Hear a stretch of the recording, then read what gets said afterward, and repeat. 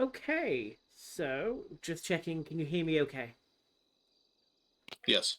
Perfect. I had a bit of a frog in my throat this morning, but I'm fine now. So it is nice to meet you, Mr. Is it Raynek? Yes. It's Perfect. right now. Thank you. My name is Sebastian, and as per the request today, I'm going to have an initial assessment consultation with you about potentially areas surrounding post traumatic stress disorder. Yes. There is information that you obviously had wished to speak to a therapist. How I'm going to approach the session today to give you an initial starter will be I'll do some general housekeeping rules about how I usually do my therapy sessions and what you're going to expect. I will do a general assessment, which we do, all of our psych doctors do here for all patients who start therapy. And then I'm going to do a specific questionnaire and assessment with regards to PTSD, just to establish a little bit more. Once we've done an assessment and established the reasons for your being here, we will then look to see what kind of support we can help you with. Everything that we will do here is confidential, as you would expect. The only reason why I may break confidentiality or wish to would be if you disclose anything that made me feel that you were harm to yourself or to other people or there was a risk. I would probably raise that with my manager, Dr. Quibley Hayabusa, and if it was immediate risk, maybe the authorities. But it's very, very rare that ever happens. But I just wanted to make you aware. But aside from those instances, everything you talk about with me is completely confidential.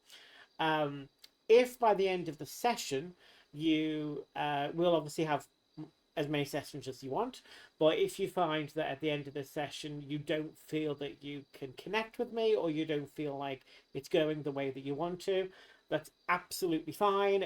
You can just let me know. I will offer you a alternative therapist.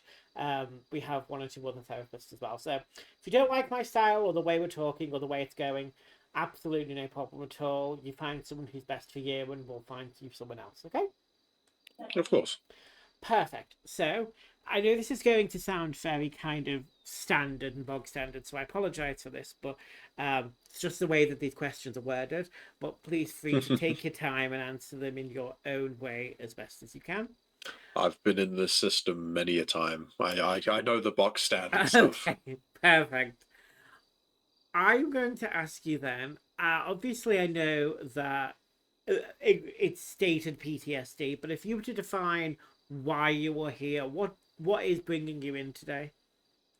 It's more just the fact of it's constantly looming.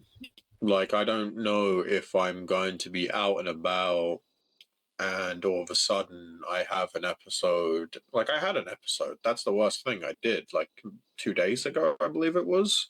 3 days ago. Like I had quite a bad episode, but it's just like I don't want to be having like an episode like that when I'm around people or like I guess like because I'm applying for jobs and such and I don't want to kind of be a liability. I guess it's kind of a good way to kind of word it.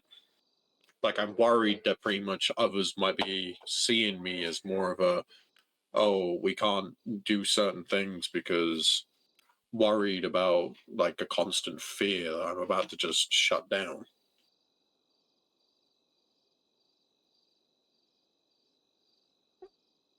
Okay, okay. So, you talked about having an episode about 2 or 3 days ago, and Mm-hmm. there's a fear around having those episodes in public. When you have an episode, are you aware of the main symptoms that you experience? A few, yes. Oh, can you describe them for me, please? So I can use the actual situation that happened a few days ago, actually, to kind of explain it. So pretty much what happened was a couple of people walked into a dispensary up in Polito while I was buying cannabis. I was buying that for actual like recreational use and to try and actually feel a little bit better because I wasn't already feeling all 100% that day anyway. So two people walked in and pulled firearms and was holding up the dispensary. The whole situation caused me to feel like I don't know how to explain it really well. Kind of like I've been there before. Like it's like a distant memory. Like it just seemed like something that's happened before. Something that I don't know really. It's very hard to explain.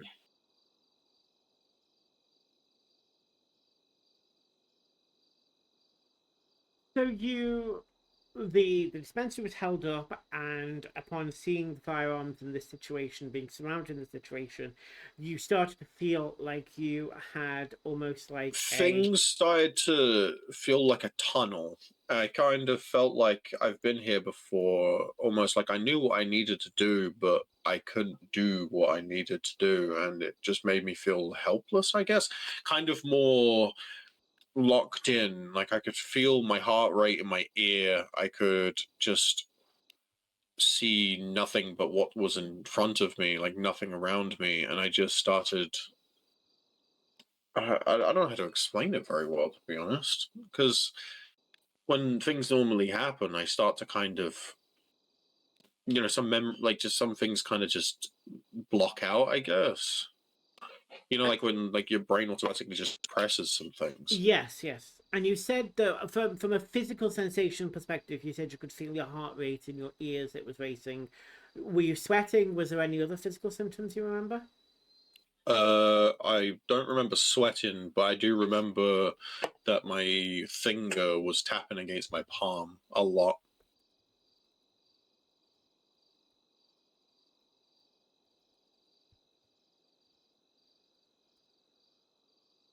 It was almost like I was counting seconds, I think.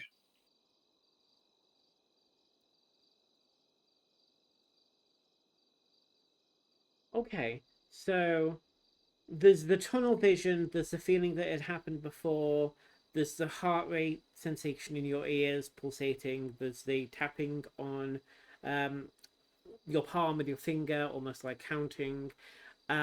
Did that last for the entire duration? Like, when did that stop? Was it when they left the facility, when everything It settled? stopped when I was in. Oh well, actually, it stopped like I think about 5 minutes after.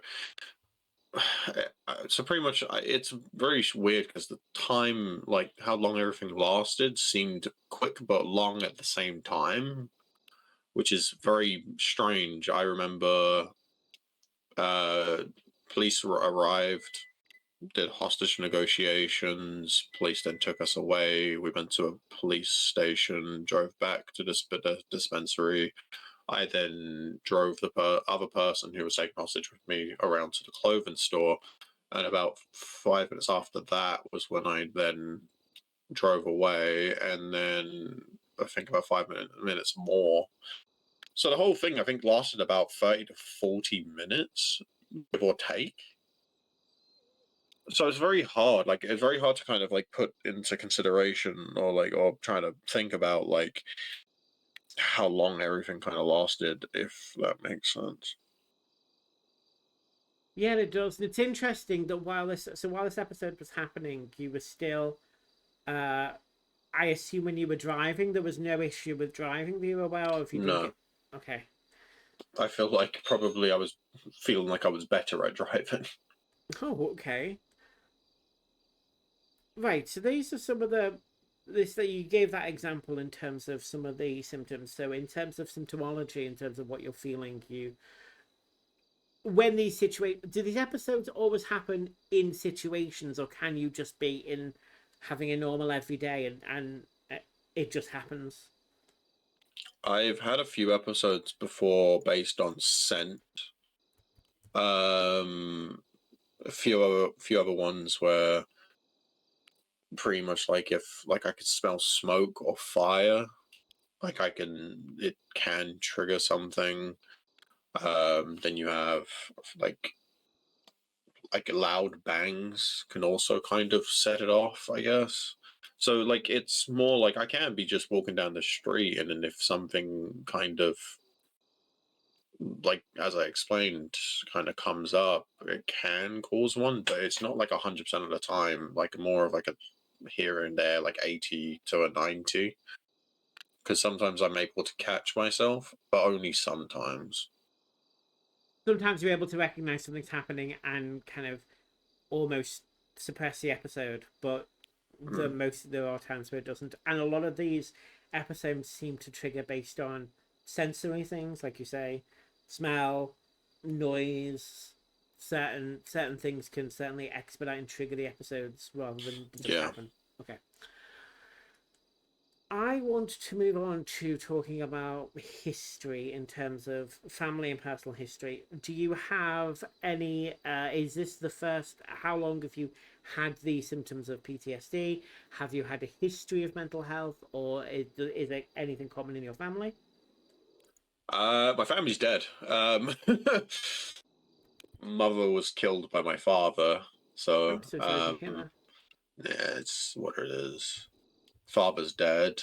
I have a daughter. I mean, that's about it, really. Her name's Sterling. She's lovely. Still, I only recently found out I actually have a daughter. So, kind of the exact day I was having my episode, during I was having my episode, I found out that she could be possibly my daughter. So, it kind of didn't help the situation. That's kind of why I drove away, because I was kind of terrified, I guess, because I wasn't already in the best mindset. Um, So you're having episodes before you've discovered your daughter, or the revelation. yeah, Yeah. in the middle of an episode, yeah. Oh wow. Okay. But yeah, I found out she was my daughter 2 days ago. I actually did a blood test and everything, and then yeah, 100% she's mine. Um, which almost set me off into an episode, but I was able to catch myself there. That was fine. Um, sorry, I feel like I'm tandering off the question a little bit. Am It's I? okay. So, when do you feel, or when do you remember first having the episodes? Obviously, the revelation about your daughter was is recent, but in terms of, you mentioned your mother unfortunately was killed by your father. Is it That around that one, time, or is it later? no, like, sorry, yeah. So pretty much the actual time where things I started realizing that things were starting to happen was about 20 years ago. Um, a incident had happened where that caused me to get medically discharged from the military. A incident involving a jet fighter being shot down, for which I was in, and I pretty much was left stranded, injured in the middle of a desert for about a week.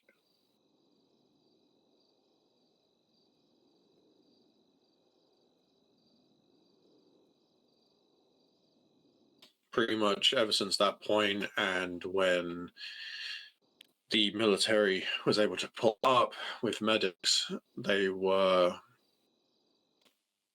like, they said to me that if it was one more day, that they wouldn't be retrieving a person, but instead of a body. I'm so sorry you had to go through that struggle, and I'm kind of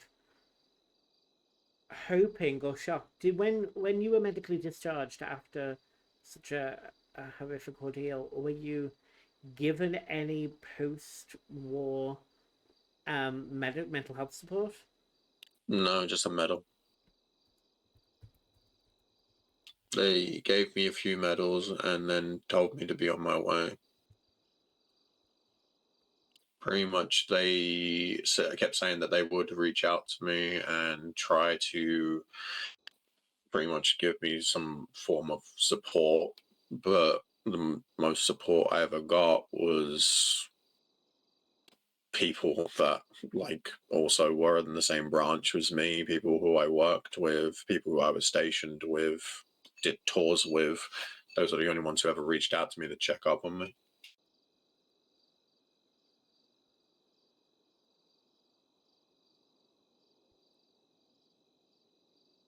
First of all, I just want to apologize if it seems like I'm just being quiet. I'm just making notes as we go along. But No, you're all good. secondly, One of the things that just really frustrates me as an aside here, that I've noticed, and not that the UK is anywhere better, but the care for our veterans, non-military It personnel was the is awful. UK. Was it in the UK? Okay. No, it was in actually Italy. That's the Italian military. Oh, okay. So you were in the Hmm. Italian. Okay. But it just pains me that there's not a lot of care post discharge for someone who's gone through something like that. And it's It's not. certainly. It's not like they don't have it, but it's just the fact that to get it is just beyond stupid. I think a saying was it's it's easier to celebrate veterans than to give them actual support, which is a bad saying, but it sometimes feels true, you know. And when you think about the military now, after your experiences, what is your sentiment towards them? How's your feeling towards them? I mean, I can't say anything bad about the military because I then proceeded, after getting medically discharged, to be hired into a private military contractor team. Oh, okay. So I kind of just kept working in a military. But that time, that's when I moved out to the UK, and it was a private military contractors actually helped ran by the Thank you for government, the coffee. and allowed us to pretty much be more of a diplomatic private military contractors than just pure war, I guess. Okay. Well, that history is certainly interesting, and it probably is something in future sessions, should you be with me, that we will explore, because it does feel like there is potentially that link between the episodes that you're feeling and the situation with the jet fighter in the desert, because it, it's interesting how obviously it's very, very common for people post military to have undiagnosed PTSD, especially given that they are involved in situations that not regular humans would ever be involved in, regular citizens, sorry. Um, so we will probably will touch that on that further. Aside from the military history, has there been any other significant history of note with regards to your health or mental health that you think may play a part in what's happening? Not that I know of. Like, pretty much just it's mainly just military. Like, that's where I got most of my injuries. It's where I got kind of just I guess fucked in the long run. I guess Yeah, is the best way your of life putting it. experiences come from the military background that you're in. It's kind of all I've really done since I was 17, really. Yeah. I applied at 17, I went to boot camp at 17, and I've been doing it ever since. And now I'm here, 46, and yeah, yeah. Okay, so now I'm going to talk about mood behaviors. So, all fun stuff. If you were to describe for me, I'm going to ask about your overall mood. And I'm going to ask in terms of two ways. So, when you are not within the time frame of having an episode, when it is a, for lack of a better term, I'm using quotation marks here, normal day where you aren't really having an episode, how would you describe your overall mood? Do you have any anger, any bursts of intense emotion, anything like that? Or do you notice any changes or significant things about your mood? Um, I'm fairly neutral. Like, like you can probably realize even as I'm speaking now, I sound very just bland, no emotions, because that's kind of how I feel, you know? Like, there Oh, isn't much there. I kind of try my hardest to not show, I was I going to say, I guess, can if that absolutely makes better. sense, because sometimes Forgot this one was a thing. I like sometimes I can be happy, sometimes I can be sad, but then it's more just the fact of trying to just be normal every single day, uh, kind of thing. I feel more just neutral daily. Um, Only times I've ever realized emotion really comes out more if I'm smoking or I'm drinking.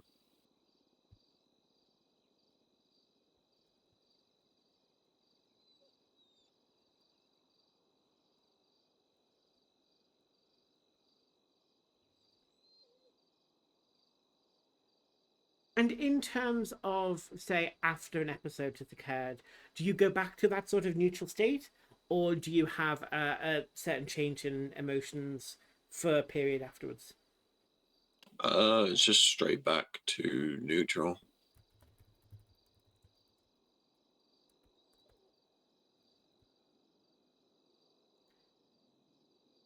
And to confirm, really, when we talk about any mood swings, or not mood swings, but kind of any intense sort of emotions or any like changes to your normal neutral tone, it's usually during either a smoking session or a drinking session.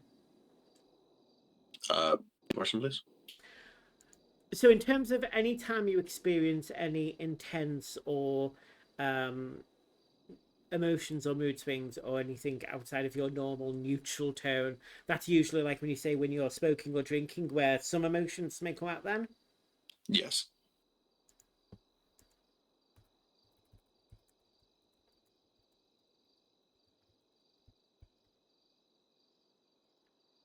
Perfect. Okie doke. Now, do you? I'm just going to think about thoughts in terms of. Do you have any difficulties in concentration at all, or any difficulties there? No, none at all, actually. I say I can hyper focus. If a job needs to be done, then the job will be done efficiently and cleanly. But no element of that hyper focus doesn't take over your everyday life in terms of like from an ADHD perspective or anything. Would you say? Let's say if I was to be driving someone somewhere, pretty much I would be in like obviously hyper focused. I want to drive someone somewhere. If they wanted to stop midway through, I could. So it's kind of like, yeah, I can kind of snap out of it if I need to.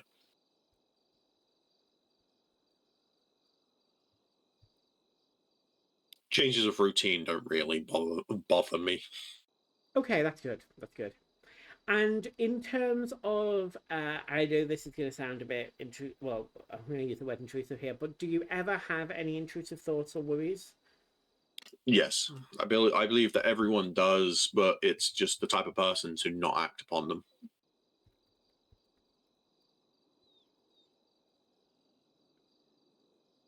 Perfect. It was the not acting upon them that I wanted to check, and that is good. Um, okay, so in terms of recent, I want to say, because you've obviously had these episodes and the symptomology for quite some time, but let's just take, has there been any in the past 2 or 3 months, any changes in behavior, sleep, appetite, or activity? Any like growth of these episodes getting worse, or any changes that you've noticed? Sleep is a common one that changes a lot. Some days I'll sleep fine. Some days I can be awake for like 2 to 3 days. That's kind of the only one that really kind of noticed. Appetite wise, I love food. I can't get me away from it. Okay, that's okay. Yeah. It's only really the sleep thing that. Hmm. Would you say the sleep is something that you want to look at in terms of sleep hygiene techniques, or is it just that some days you can sleep, some days you can't, like other people? I think it might just be some days, I believe. It's probably something to look into, most likely, because for all I know, it could be something, but I wouldn't necessarily know until obviously looked into.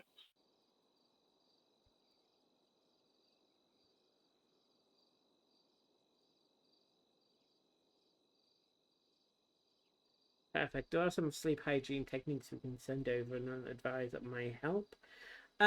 In terms of, we're going to look at social functioning now. How would you say, or how would you define your relationships with your friends and colleagues? Um, Very good. People I work with and such, like, kind of like deem me as kind of like, I guess, I think I've kind of picked up the nickname the dad because I'm always the person that people could go to and kind of be the one who would stand by them and assist however I can. Social situations don't bother me. I don't have any form of like social anxiety or any of the sort. I can very easily talk in social situations. I mean, hey, like if I was, if I did have a social kind of issue, even probably sitting here would probably cause at least some form of anxiety, but I'm absolutely fine. Exactly. Like just social things, like genuinely people know that I'm the go-to, like a lot. People feel like they need someone, like I'm always available kind of thing. Okay, perfect. So none of the symptoms or the episodes you've experienced have caused you to kind of retract from anyone or kind of socially exclude yourself. You're still maintain healthy relationships with those that you link with. And it's kind of just something that's time really. Was a little bit worse back 20 years, but over the span of a few years, I slowly realized and sorted that out. Like I started because like over time, without really talking to anyone, not really having like a therapist or just therapy in general, I kind of had to teach myself how to do certain things, if that makes sense. Yeah, you've developed your own coping mechanisms and your own way of dealing with your own mental health in that sense, which is common, unfortunately, because in some areas, mental health and therapists are both going to be hard to come by. So people have to, some people that can find the strength to develop their own way of finding a way to process and deal with them. Whether or not it's done so 100% is a different story, but you've had to based on your own experiences. So I understand that. You mentioned before, my next question goes on to substance misuse, and you obviously mentioned before that you were in a dispensary. So, do you currently use recreational weed to manage your? Is it just a lifestyle thing in terms of any substances that you use? I will openly admit that I'm more of an alcoholic than I am a drug or substance abuser, I guess, because I do drink daily.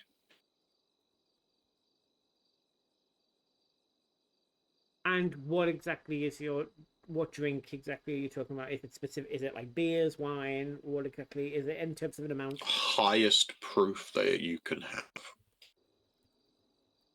If it's got a percentage higher than 25, I want it.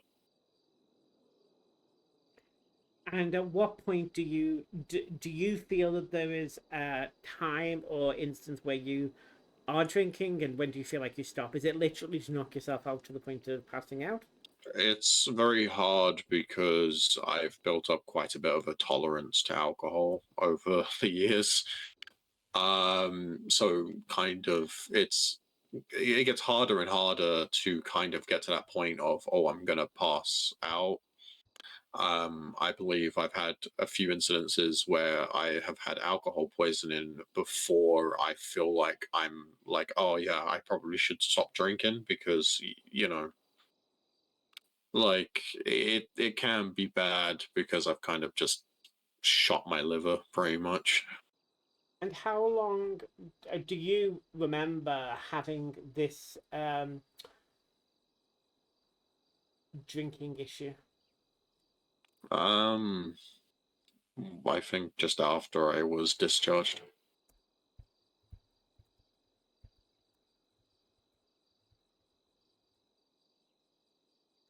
And I want you to be brutally honest with me. At the moment that we are speaking today, how much have you drank?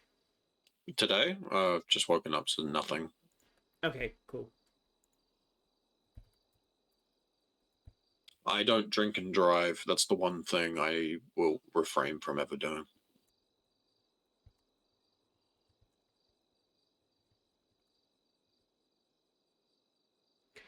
I will say that if you do continue having sessions with myself, I would advise that I would only really try to have sessions with you when you're not drinking, only because Yeah, early morning, only because I feel like that way the responses I get or the conversations we have may be a little bit more deep and psychologically honest compared to when maybe you've had a few drinks. So we would probably have our yeah, sessions, and that's perfectly fine. I will also ask you as well, although we are here for your PTSD, if you want to obviously get some support medically with one of our medical doctors around your drinking, you obviously know how to do that. So that is entirely something that you can explore yourself. It may be something that comes up when we're having sessions. But it's good. I do appreciate and thank you for being so honest in terms of where you're currently at the moment. I mean, I definitely have to be honest about that kind of things because the line of work I'm hoping to work in. Oh, okay.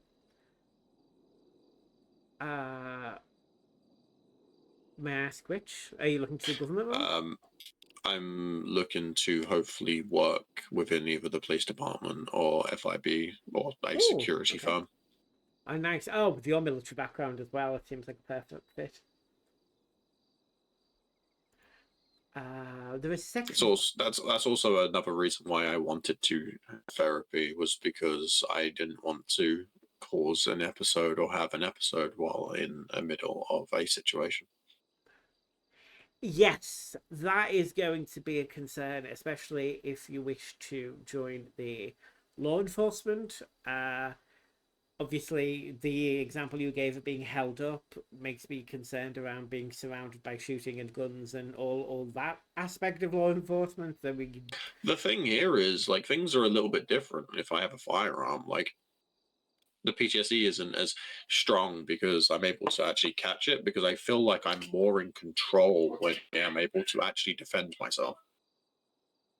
okay, so it's not so. So if you I mean, are you currently not? It doesn't matter if you are now, but are you? Do you have a gun with you? Not with you, but like, are you in the holster A carrier? baseball bat, that's it. Okay, so if you had a gun, I'm trying to establish: is it the guns, is it the shooting, or if you had your own gun and you shot your own gun, would that trigger an episode, or is it the fact that you were in that stressful situation of being held It's up? the situation of being helpless, Okay, that anything could go wrong. The simple fact that quite literally the hostage takers wanted to shoot us and was openly wanting a gunfight with the police to a point where they were on the verge of firing. And there was nothing I could do. There was no way of defending myself, no way of like, you know, like at all defending anyone. Like the person I was with, like if they like they could have died without like just in an instant. And that's kind of a weight that kind of is going to be on someone's shoulders when it comes down to the fact that you have the legal right to defend yourself.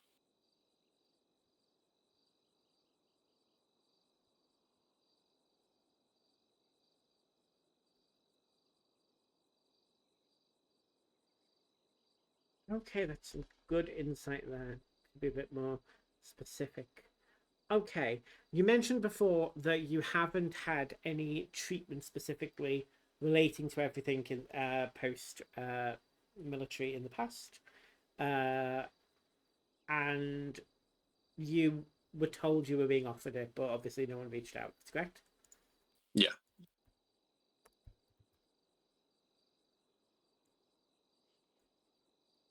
like I moved countries, new company I was working with, they said that they would also look into it, but the most they did was they got doctors, for injuries and such. Okay. Now, sometimes, and obviously with your background, this may be more prevalent when people sometimes have mental health issues or physical issues as well.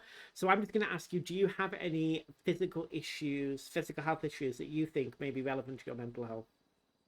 Um, pretty much.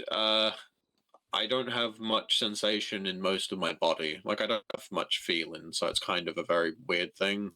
The incidents that caused like the plane being shot out of the air, pretty much completely damaged most of my nervous system. I don't feel much pain in my body. It's bad because yeah, like it's like imagine you have to wake up every single day, check yourself over just to make sure that you haven't scratched yourself in your sleep and you're bleeding and whatnot. The only place I usually feel some forms of pain is my face, just around my head, because it's the only place where most of my nervous system is still kind of intact. Not a lot, but I can feel it. It usually does mean though that I can't feel like when someone like grabs me, touches me, or anything of the sort. So it's kind of like think of it like this: like if I'm walking away from someone and they try and grab my arm, I won't realize until I'm not moving forward anymore because they're holding me.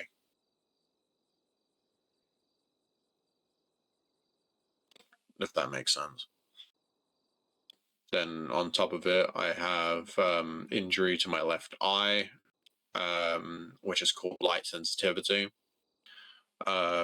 Face is cut to shit. That one is very noticeable. I don't care about those, like that one, to be honest. People say I look cool with it, I guess. I don't see it, but you know. You said something about your liver before. Like, do you have liver damage? Yeah. I have a very light liver damage, just due to drinking. Yeah. Kidneys are fine from what I have been told from my medical checkups.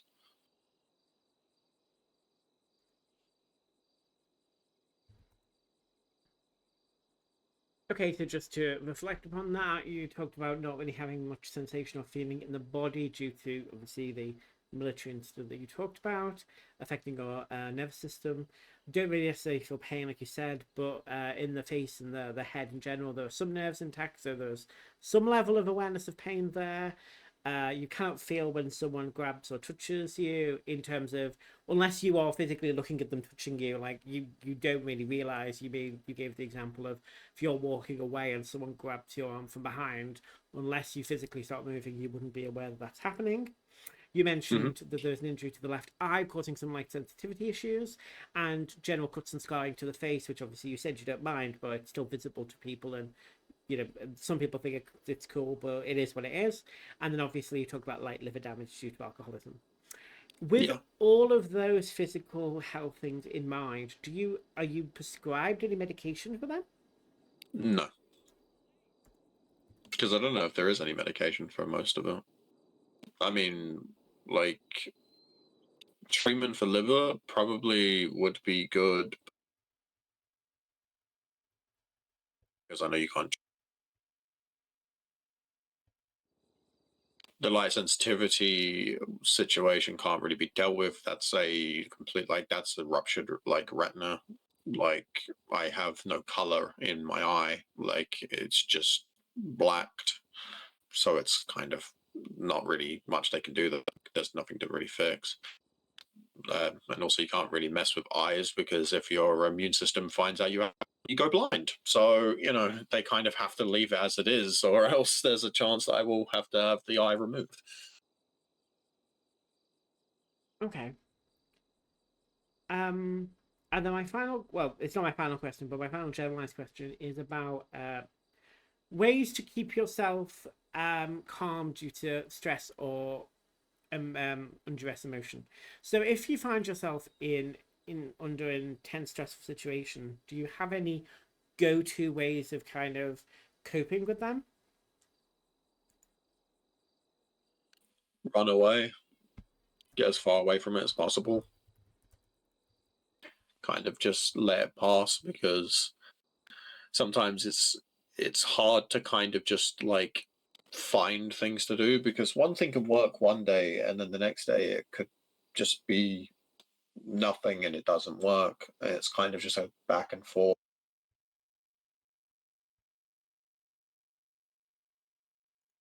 Originally, the counting thing, that was a way to calm myself because I started realizing that I can count down how long something's lasting for, and eventually that kind of takes most of my mind and allows me to kind of just fixate and focus on just like, okay, cool, this is happening now, time it, and then over time I've just realized, oh, I forgot about the original issue because I'm counting. It doesn't work consistently. It's very hit and miss.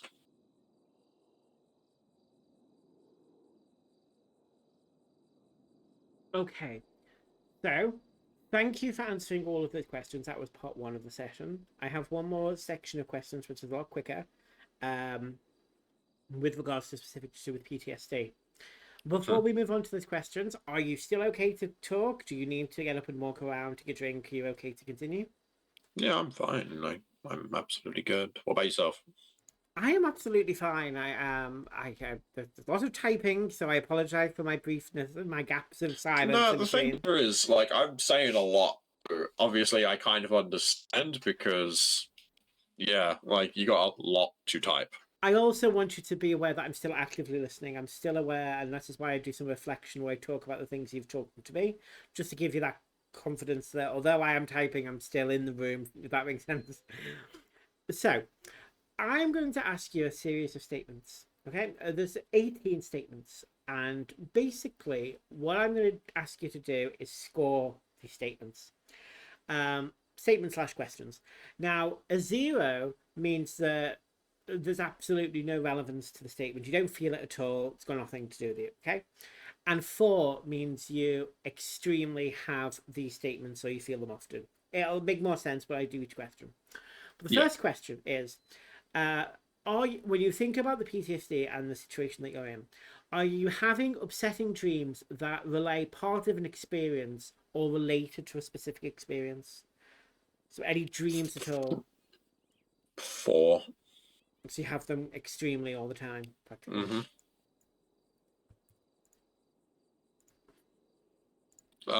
A note on that one is I see people sometimes. When you see people, are they people you recognize? Repeat again? Sorry, when you see people, is it people that you recognize or is it strangers? Yes. Okay. From the military, I'm going to assume? Both military and PMC, yeah.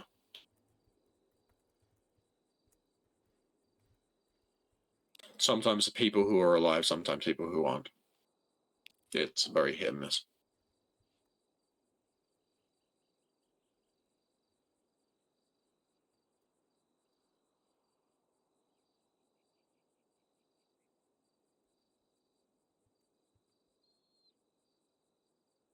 Okay, the next one.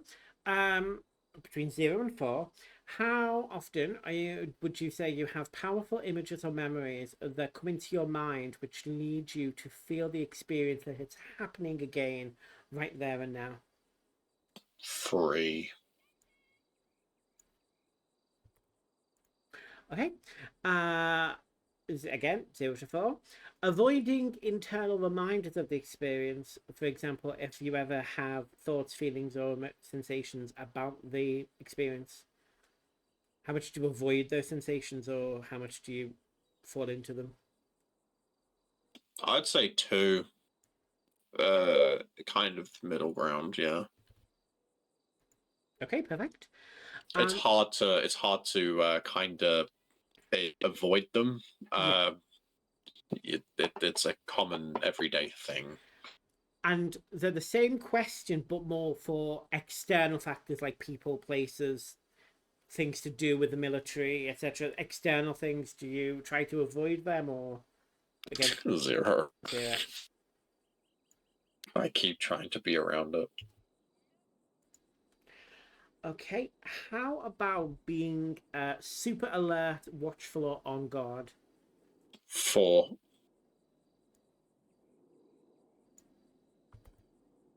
Like, there was an event a couple of days ago, up in Polito, with, I think it was like a farmer's market. Even with realizing it, I was pretty much guarding for some reason. Okay. So you just found yourself guarding up in Polito without even realizing you were doing it. Yeah. Okay. Did you spend most of your time at Polito? I know they've got their little A kind of lot, community yes. up there. My daughter is a part of that community. Oh, great. Okay. I know one of the well, I know the guy, one of the Osiris leader there. You might know of my daughter, Sterling Deadlock. Oh, I believe I know the name, but I'm still see I'm quite new to the city as well. I know Winston Walker, who is part of the Osiris up there through a different city. I've only been here a couple of months, so I'm still really fresh to. I haven't even really been up there much. I need to bloody buy a car, but I've heard it's a nice kind of community up there. It's a nice little, away from the city experience. It is nice. Honestly, it's probably a lot more peaceful, and I've been kind of told that not much crime happens up there besides the one incident that happened. Yeah. And even the incident that happened, apparently people aren't happy. So Oh, it, good. it seems like its own like actual crime-free community. So I kind of That's nice. prefer being up there. Yeah. I've just been kind of given a warning to stay away from the gas station as it likes to explode, and Oh, God. that it would trigger something. Please don't. Yeah, if that's an exploding gas station, please don't. Especially with everything we've been talking about today. There's absolutely nothing. Go in it. Go nowhere near that. Um, so we talked about being super alert, watchful, on guard. I want to change that to being feeling jumpy or startled. Zero. People do try to sneak up on me a lot, and it's very strange because if I have nothing to do, nothing to listen to, nothing at all, like I have a hearing aid. I have that turned up fairly high. I can hear when people are walking up behind me.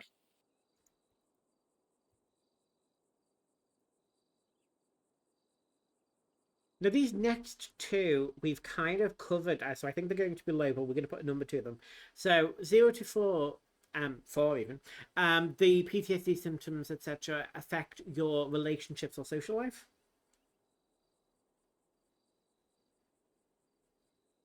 One, like I wouldn't like maybe one pushing two. Yeah, it's not like total, but there is an element a little bit.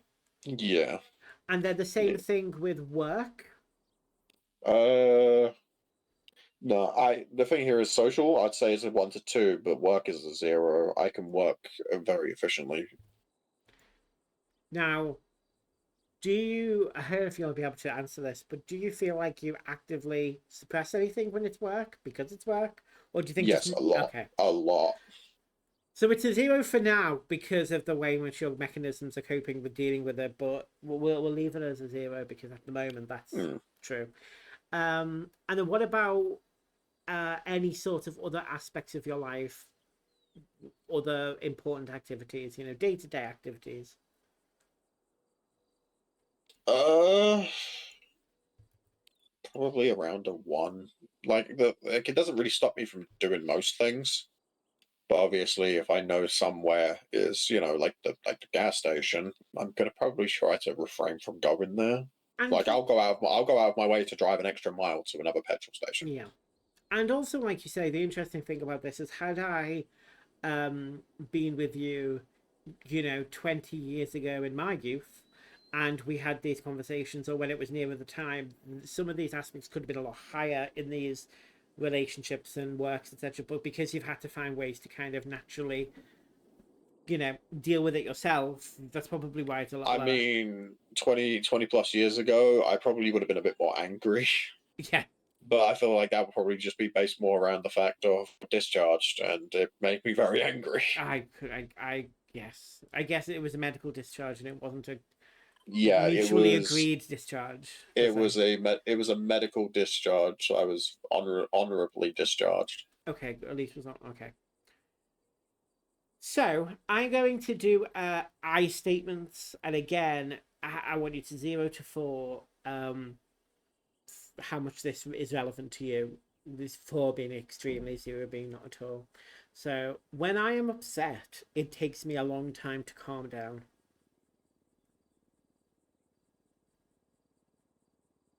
0. I'm a person who believes that I don't care how angry, upset, or anything I am over any situation. I will never go to sleep upset or angry at a person. You don't know if that's the last time you're going to speak to them. Okay, it's very healthy. Um, I feel numb or emotionally shut down.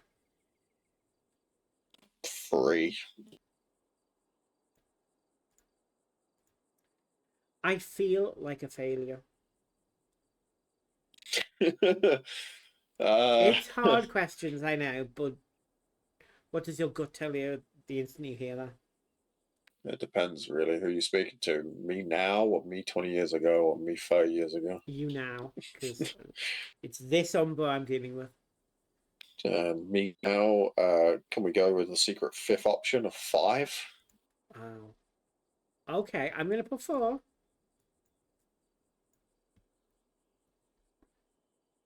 And that's okay. That's something we can work on. Okay, and then the next one, and again, apologies because it's hard to hear, but I feel worthless. Nah, it's 2.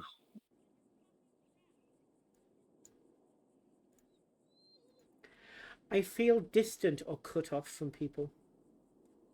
0. I find it hard to stay emotionally close to people. About 3. Um, I have created concerns or distress about relationships in my social life. 0. I, Well, I know of. yeah, I have created issues or concerns that have affected my work. -1. Work. I'm very efficient. Very efficient. Sometimes too efficient. Okay. We will be exploring your working Yeah. methods on stage because I feel there's a level of presenting you Yeah. present a certain way. Uh, but that's a whole other kind of worms. And you create concerns of distress that affects other areas of your life.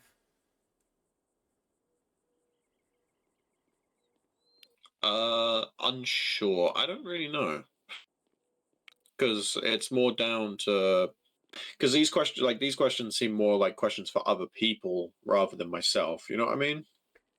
I guess I could Yeah. rephrase it to be in terms of that you are aware of, but you haven't had to deal with any situations that people have come to you about areas such as we talked about work, we talked about other things, but other areas about your PTSD affecting your ability to do day-to-day activities with other people. 0. No one's come to talk to me about it ever.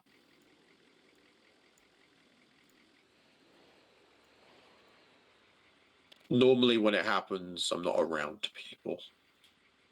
Okay, that's good. Now, so the last thing I want to ask you today is I want you to have a little think for a minute when I ask you this question, and then think about Hmm. your response. But I want you to think about what the goal is of the therapy that you wish to achieve. Clearly, there are signs of PTSD. Clearly, there are things tied to the military history that you have that has caused these things. And clearly, there are things you need to go through. If you had to complete the sentence like, by doing therapy, I wish to be able to do X or to gain X. What would be a because as you know, or you may be aware, sometimes PTSD cannot be curable. It cannot be something that can automatically go away. There can be medication. There can be techniques that can be done to help process and live with experiences that you have experienced. But in terms of what you want to get out of this, what would be a kind of a good kind of marker to say, this is what I want to achieve. I mean, I'm hoping that therapy can be what causes me to just feel something again. I get more learning emotions again, being able to actually express them, being able to actually manage how I feel when I'm having episodes, or even just being able to find solutions to be able to get myself out of them. Um, I want to try therapy just so I can feel like a human being again, I guess. I, That's a perfect way to explain it. That's all very valid that you've talked about. And that was supposed to be my final question, but I'm going to add a second final question. Is um, sometimes in therapy we can do two things. We can completely just go down the therapy route where we have talks like this and we have discussions and we explore kind of this like person-centered counseling, this cognitive behavioral therapy. We can do all that. There's also medical stuff that we can do, as in medication. We can do both. We can do one or the other. Um, Obviously, based on your history, I would worry about medication dealing with the alcohol. So I'm probably going to advise that at the start we would just do a therapy, not medication. But in the future, is medication something you would want to explore? Uh, Because we don't have to. It's well, just it's definitely something to explore because I need to actually understand myself if I do have a form of tolerance to some of them. It's a good way to kind of look into things because you can still do both at the same time either way. So, okay. Well, we'll start out with just therapy, and then we'll see where we go from there. In terms of what will happen going forward, is I'm going to write up all of my notes and the results of these questions into a little bit more yeah. legible format. I will share them with you, and you will have a copy of the report.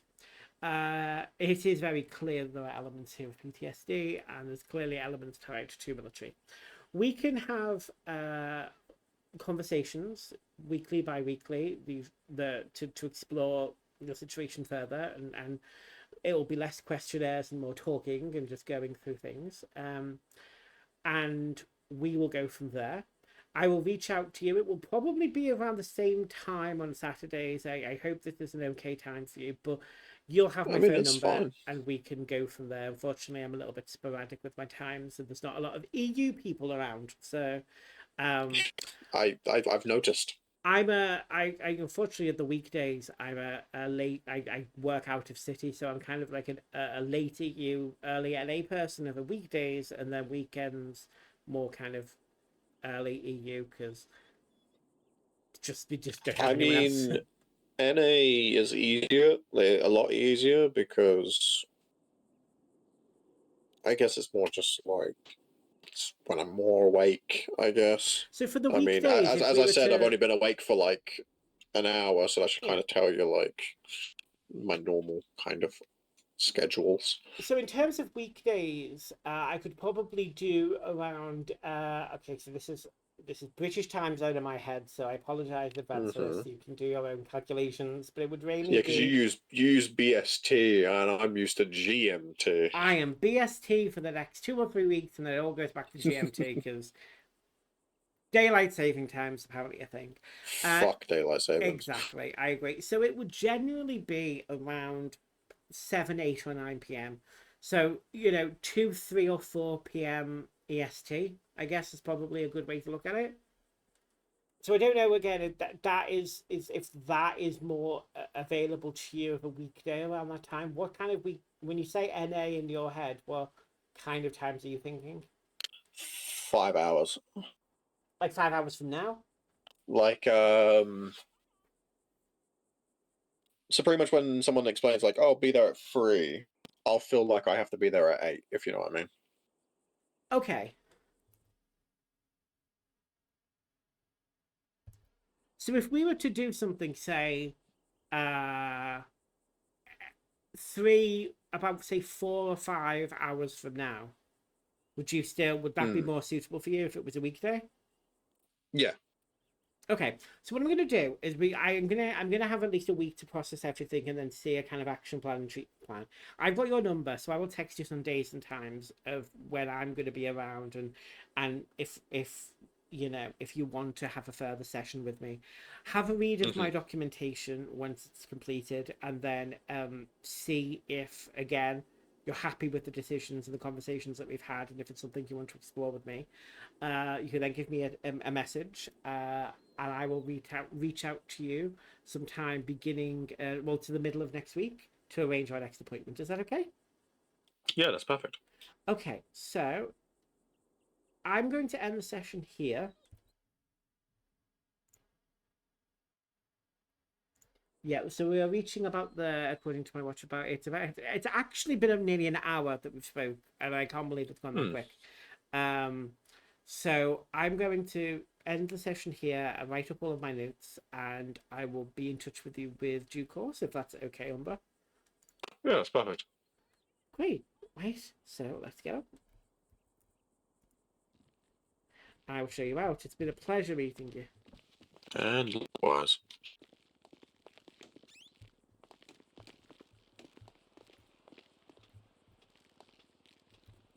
These bloody doors. Okay, here we go. Got not used to this hospital. I do not miss key fobs. Yes, bane of my life. Okay, well, you stay safe now, and well, I'll speak to you soon, okay? Of course. Thank you very much. Thank you.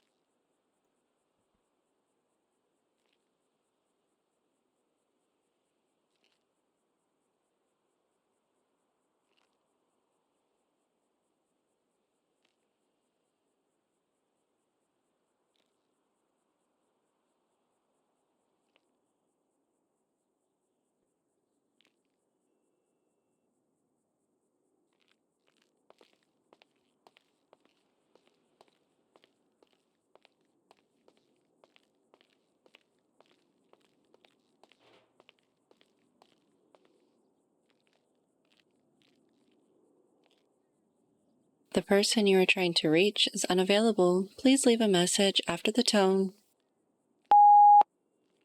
Hello, this is Dr. Sebastian Dior. I am just letting you know that I was here. If you want to send me a text, we can talk about giving you your medication. I'm going to be around lunchtime in the afternoon tomorrow on Sunday, so we can always do it then. Thank you.